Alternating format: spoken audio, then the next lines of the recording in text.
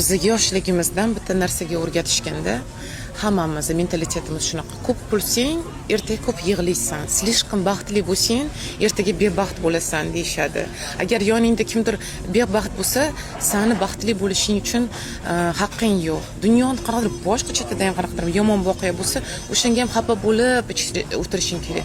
Bizning programmamiz shunaqa, как будто ko'p xafa bo'lsang, siqilsang, shuncha Xudo как будто senga yaxshilik beradi.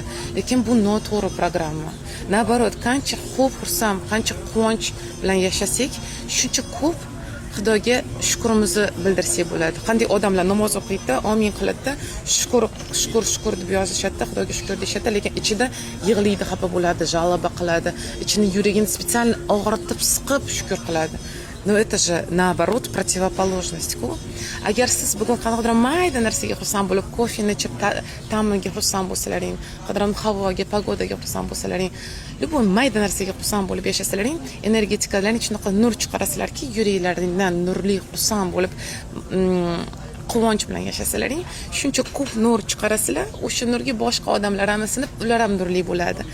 Qancha ko'p odamlarga shunaqa zararlat qilsalaring, baxtlilik nurlaringni, shuncha ko'p odam nurli bo'ladi. O'shanga baxtli bo'lib, xursand bo'lib, quvonchli yashasa, bu ahmoqlik emas, naborot bu donolik.